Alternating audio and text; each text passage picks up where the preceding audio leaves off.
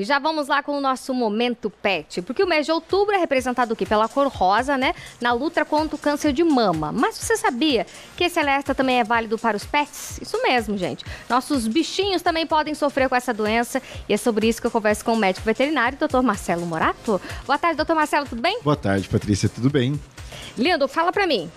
Câncer de mama nos pets também é uma realidade. Isso, então a gente já tem essa campanha, né, em outubro, do Outubro Rosa aqui em Cascavel, é muito forte essa campanha há muitos anos, e a gente já está indo, né, lá no hospital para o 8º ano que a gente faz essa campanha também de conscientização para os pets. Então, aproveitando, é uma doença que ela é importante, obviamente, o ano todo, mas é um mês que a gente bate mais forte para falar isso e avaliar os animaizinhos sobre essa doença. Tá, mas tem diferença, por exemplo, nós mulheres, a gente tem ali alguns exames que nós temos que fazer anualmente, enfim, a partir de tal idade. E nos pets, como que esse universo funciona? Nós temos algumas diferenças, né, sobre a causa e a manifestação desse câncer também. Então, por exemplo, as cachorrinhas, as cadelas, elas têm 10 mamas, né? E as gatas têm 8 mamas.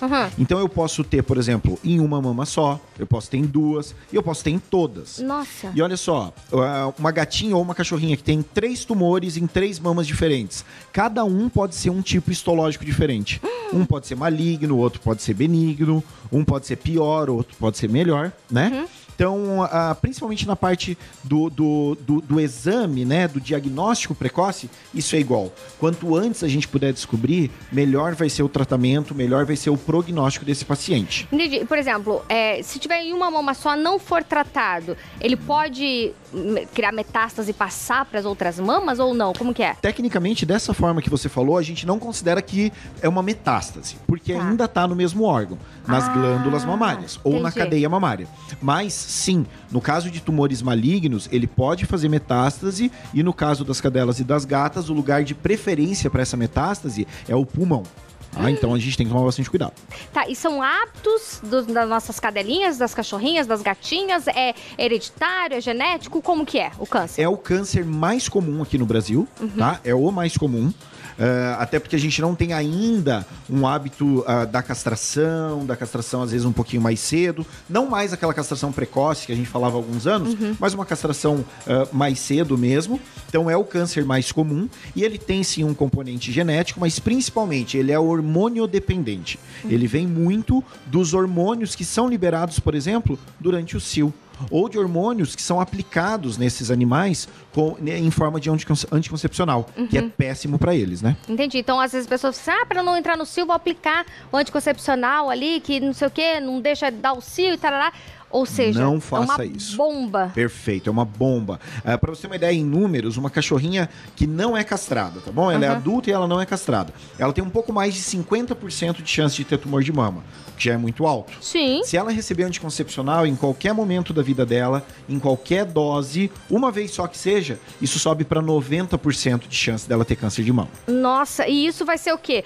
Quando ela ainda tá jovem ou quando ela já estiver na melhor idade ali dos pets? Na maior parte das vezes, esse câncer vai se manifestar a partir dos 6 anos de idade. Tá? Então, quando a gente considera que o animal tá na terceira idade dele já, né? Então, a partir dos 6 anos de idade, quanto mais a gente vai ter essa manifestação. Isso também para as gatinhas. Isso também serve para as gatinhas. As gatas, elas têm uma predisposição diferente, só que é importante frisar que nas gatas, o câncer costuma ser mais maligno. Mais agressivo? É uma doença pior, exatamente. É mais agressivo nas gatas será, até. Morato? Uma questão genética mesmo delas e até mesmo anatômica, né? Onde as gatas, elas são menores, eu tenho só 4 mamas, então eu tenho uma facilidade maior para esse câncer estar se espalhando nessa cadeia mamária. A cirurgia tem que ser um pouquinho mais agressiva. E quando eu falo agressivo, eu gosto de deixar bem claro. Agressivo contra o câncer, não contra o animal, né? Mas, por exemplo, eu tenho que pensar em tirar toda a cadeia mamária. Então, as 8 mamas dela eu vou tirar ali de preferência de uma vez só.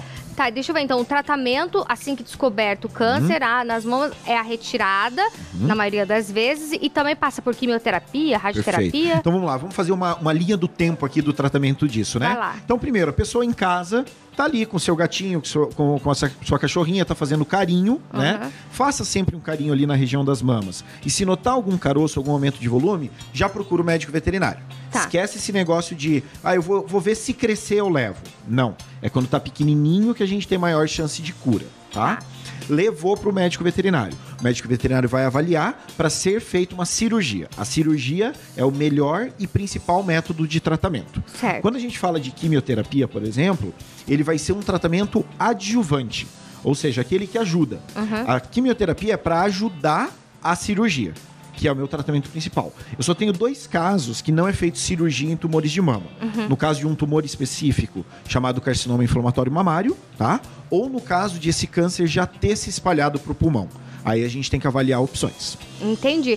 Agora, melhor do que falar em relação a tratamento é falar em relação à prevenção. Perfeito, isso mesmo. Como que eu posso prevenir? Que é o que a gente bate muito em cima do Outubro Rosa, Isso. né? É a prevenção e o diagnóstico precoce. Certo. A prevenção vai ser a castração, são 2 formas, tá? A castração, porque com a castração eu removo alguns hormônios que predispõem esse câncer de acontecer, e o não uso dos anticoncepcionais, tá? Certo. Essa é a forma que a gente tem de prevenir isso. E aí, diagnóstico precoce, tá palpando sempre fazendo carinho, principalmente aqueles animaizinhos que são um pouco mais peludos, né? Você não consegue ver se tem um aumento de volume, então sempre tá passando a mão ali. E nesse mês lá no hospital, a gente tá então com campanha de conscientização, vai ter um dia especial lá. Então se quer levar um animalzinho pra gente ensinar também como fazer essa palpação, porque não é só na mama mesmo ali, né? Pode estar entre mamas da cadeia mamária, eu posso também ter algum aumento de volume que é originado da mama. E a gente falou da parte das menininhas, né? Das cadelinhas, das cachorrinhas. Mas e os machos? Eles também podem sofrer? Eles podem ter tumor de mama, só que é menos frequente, porém quando acontece é mais agressivo. Né? Então é muito raro, tá? Vou te falar assim, ó, a gente tá falando de uns 13 anos que eu trabalho com oncologia veterinária e tudo mais, talvez eu tenha atendido um macho com tumor de mama. Exato. Só que ele é muito mais agressivo. Entendi. Então, é claro, não custa também a gente ter esse cuidado. Não tem que ser um cuidado, talvez, tão grande, tão frequente, tão preocupado quanto tem que ser com as fêmeas, mas tem que existir também. Tá, esse cuidado com as fêmeas, porque às vezes nós, mulheres, no autoexame, a gente não consegue detectar nenhum caroço na nossa mama, né? Enfim, talvez a tutora também não consiga, apalpando e tal. Mas, a cachorrinha não é castrada, né? Isso. Já usei anticoncepcional, hoje não uso mais, mas já usei. Aí a pessoa ficou com aquela pulga atrás da orelha, agora tá preocupada. Sim. Tem algum tipo de exame que é feito para detecção? Não tem nenhum exame de sangue, por exemplo, que seja feito para detecção. A detecção do tumor de mama é através da palpação mesmo. E é mais fácil, tá, Paty? Você comparou com a questão do autoexame que as mulheres fazem. A palpação, no caso das cadelas e das gatas, é mais fácil. Essas mamas, elas não são tão desenvolvidas em tamanho e em volume. Então, qualquer aumento de volume diferente, esses aumentos de volume costumam ser muito firmes. Parece que tem uma pedrinha embaixo da pele, né? Então, é muito fácil, realmente, de você estar percebendo que tem alguma coisa esquisita ali. E percebeu? Tá na dúvida se é ou não? Procura o serviço veterinário, procura o veterinário de confiança, procura a gente pra gente conseguir estar auxiliando nesse diagnóstico. Perfeito, doutor Marcelo. Muitíssimo obrigada pela participação hoje aqui no nosso programa. Eu que agradeço o espaço pra gente estar falando um assunto tão importante. Paty, conta com a gente. Excelente fim de semana. Obrigado, igualmente. E até mais.